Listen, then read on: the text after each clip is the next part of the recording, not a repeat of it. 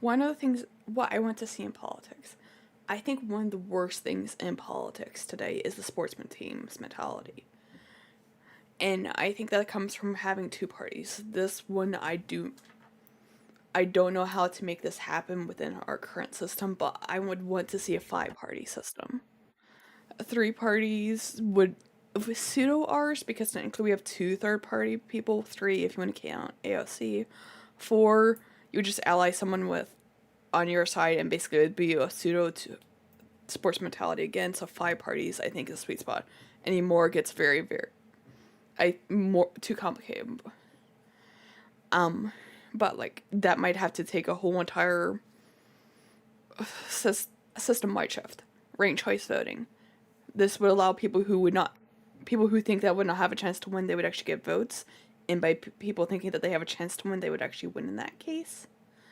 More taxation to the wealthy. I know I touched upon this a couple of days ago in one of my previous videos, but the idea of, I assume that the wealthy is always going to find loopholes. You do your best to close them, but the main idea is you just tax at a higher rate, assuming that there's going to be loopholes found or created.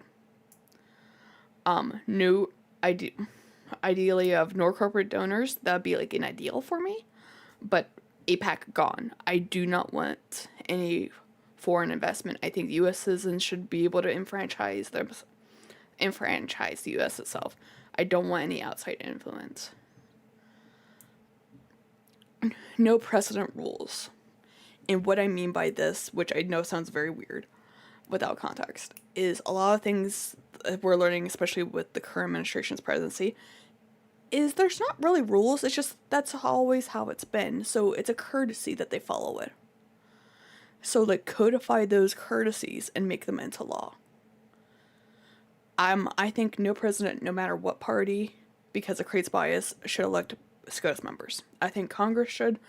Maybe 5, maybe 2 to 5 to 10, and then maybe another federal election, or maybe voting among Congress. If anyone has any ideas about how to do this. Medicare care for everyone, no out-of-pocket expenses. I don't think medical care should make you go bankrupt. Food, 30 to 40% of U.S. food supply ends up wasted per year. Some of that's still edible. All the edible food should be given to food banks and other places that can distribute the food. And everyone at a federal level should have term limits. That is so needed.